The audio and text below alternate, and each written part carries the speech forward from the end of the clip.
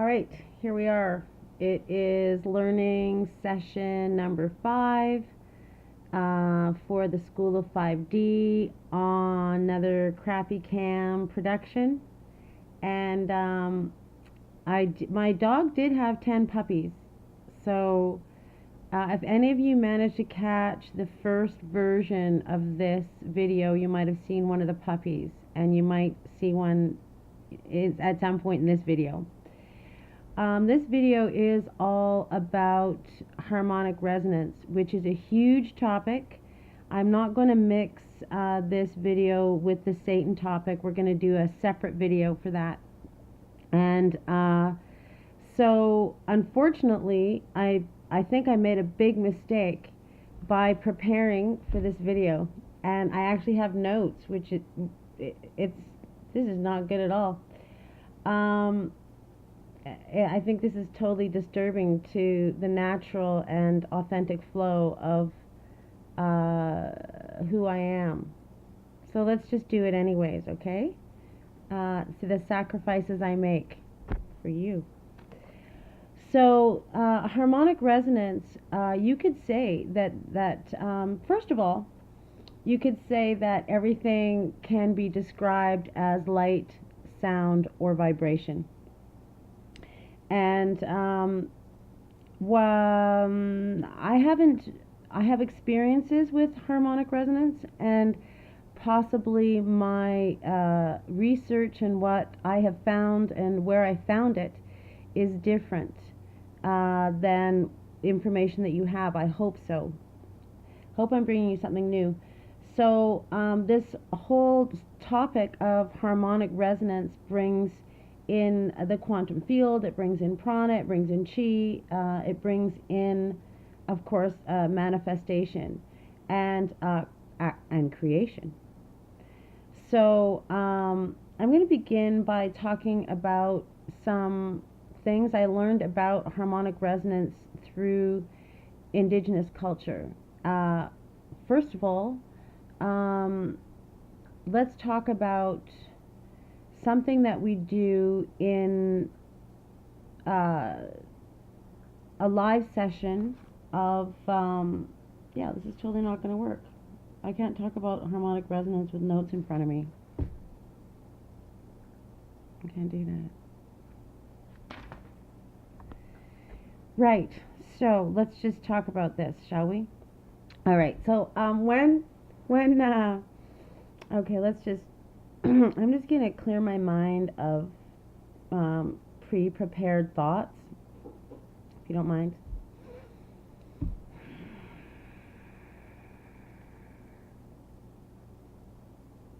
Okay. Now, the point of how we draw from the quantum field or from the pranic field, and how it is that we bring things to us, or manifest things, or draw things out of what you could call the field of existence, or what some indigenous cultures describe as the song of creation. And hopefully by the time I'm done, you're going to understand what is really meant by the song of creation. One of the things that I do and have been doing at Peace Camp and teaching people is about harmonic resonance and about how unity creates. So we will stand in a circle and we will all tone into the center of the circle, and as we emit unified sound, and as we do yoga, and I think somewhere I did define yoga as unity, as coming together with something, losing everything that you are in order to merge with something. So once we all merge, and this is not harmony. Harmony is when you have 2 or 3 different notes or sounds, and they are working together and they sound pleasant, or really a chord could sound or feel unpleasant. This is different.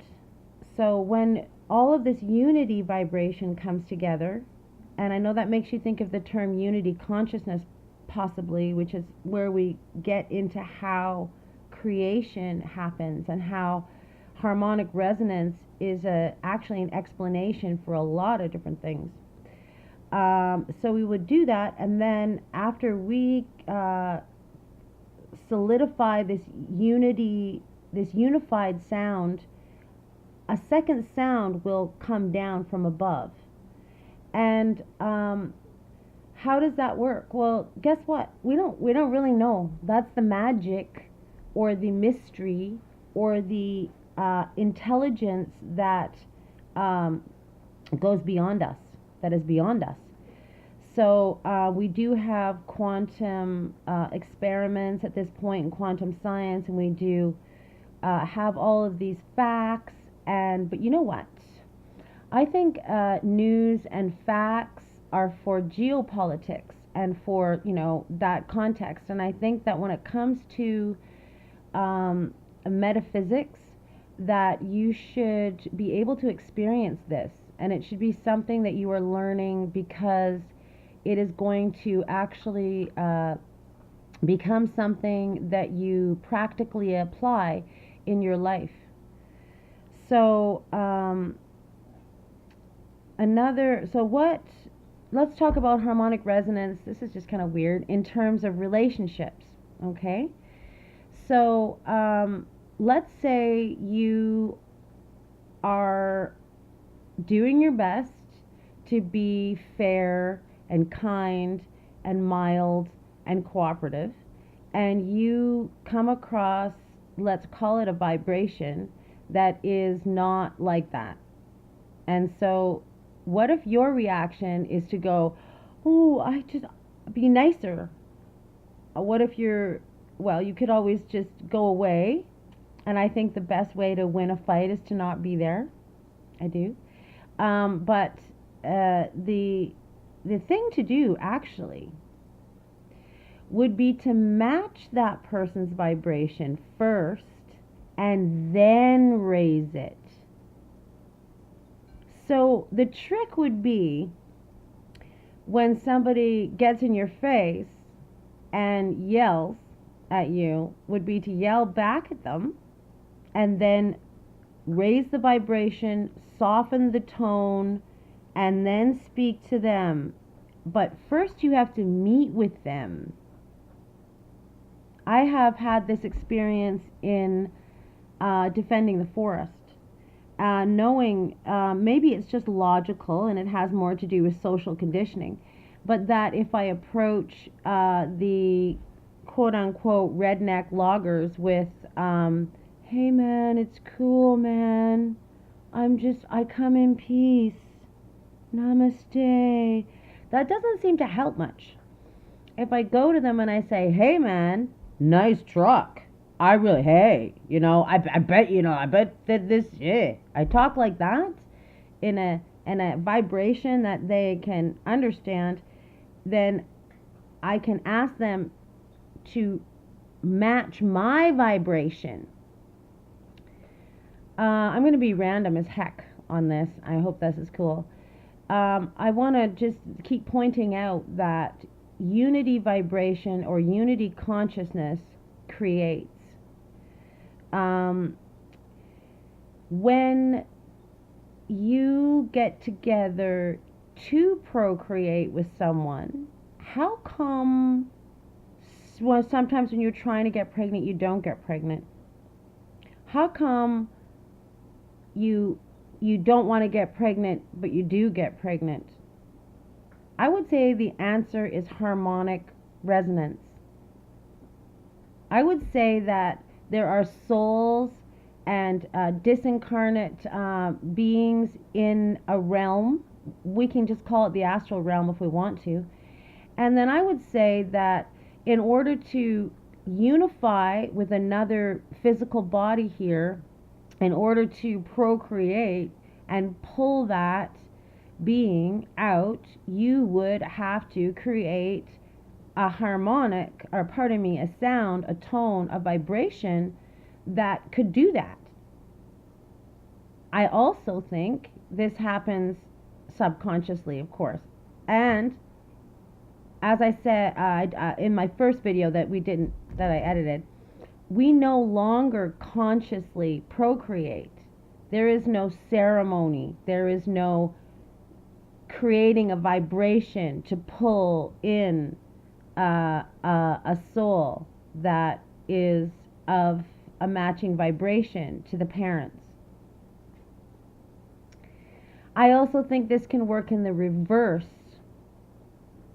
and that a soul in the astral can choose to vibrate at the same tone as human parents. And I think this is how we have the black sheep of the family. Who is the black sheep of the family? I am. You are, I bet. You know why? I would say because you purposely chose to come into a family that would give you what you needed to complete your mission. I'm going to look at the damn notes. This is so funny. And do bear with me as I learn how to teach online. Okay, now here's something else that we do at Peace Camp. I will stand in front of you with your permission very close, and then I'll ask you to close your eyes and take a deep breath and just emit a tone. And then through this process, you will come up with what I consider to be your unique tone signature, as unique as your fingerprint. And then I will match that tone, and then the fun begins, as I said. And we begin to resonate off of the face cavity, the cavities in the bones, and then we begin, of course, to resonate with the quantum field, and we begin to draw in healing energy, positive energy, exhilarating energy, rejuvenating energy, all kinds of stuff like that. So really, singing is very, very important. And you'll notice that to healing, okay, and to giving yourself energy. Maybe you think you need to eat something to get energy, or get some sleep, but you could also sing your way there. So I had the great opportunity to sing with Indigenous people in a small village known as Bellacoola, but called Nulhalk territory. And the Nulhalkan people, I wanted to learn their songs, and I stood with them side by side. You usually stand close, and this is to increase the harmonic resonance in a line. And then I sang, and of course, when you sing, you are singing in unison, and this is as is done in Africa as well, and probably all kinds of indigenous peoples around the world who still practice high forms of science, high forms of energy science, without having named it and without anybody having noticed what they're doing.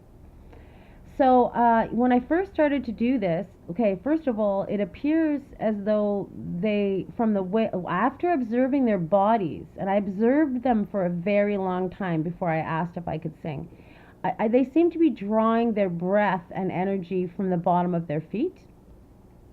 And I noticed that they would sing down by the river for like 15,000 hours, you know, straight. And so at first I went into that singing, and I was exhausted after just only a few minutes of sort of trying to belt it out at the top of my lungs in the fashion that it was being belted out. And then I quickly went into doing yoga, into stopping thinking, losing my identity and trying to merge with the energy of the people that I was standing beside while I still sang. And then what happened is, I guess, what you might be able to relate to in terms of when joggers jog to a certain point and then some sort of hormones or chemicals release and you have an energy spurt. Well, this is what happens, but I don't think it's chemicals in the body. I suppose it could be a combination of both. And now suddenly you are in harmonic resonance with an energy field that loves this music so much that when you're finished singing, you're not tired. You could sing for another 750,000 hours. In fact, you feel great. So I wanted to talk about harmonic resonance in terms of healing. And of course, a lot of people are using this method, I think, now. These are all, as I said, most of what I'm teaching you are old, suppressed teachings that come from within all of us and were developed to a high and incredibly impactful degree in civilizations, great civilizations, that we were simply not told about. And maybe I'll do a video on ancient civilizations of note.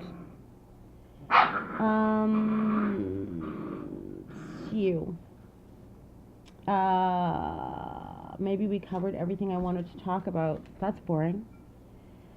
Okay, I think I should just do a demonstration then. Okay? Oh, I'm going to talk about negative aspects of what happens with sound and pulling something out of the quantum field you didn't mean to. And I also want to obviously point out to you that certain aspects of free energy can be developed based on that. I will also mention that bees and hummingbirds, according to the old science,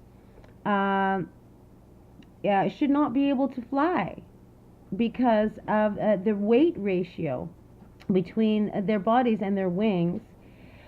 What are they doing?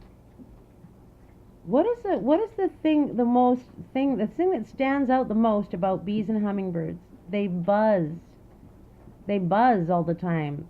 They're always making a buzzing noise. Why are they doing that? Because that's where the energy, the free energy, takes over for the lack of physiology. So, what does that mean to you? That means that you may have physiological limitations, but you have no limitations when it comes to using sound and vibration to draw something out of the quantum field that can put you further along. Tesla said it's all energy, or maybe he didn't. I really can't stand it when people misquote people. Never mind. Let me say, it's all energy. All right, so same thing with the deep mantra of the Tibetans. You know, that when they don't, the Tibetans. I don't mean to be insulting, by the way. When I'm probably going to be, but you know, it's not like om, om, om. No. It's using the resonators of your mouth, your chest. It's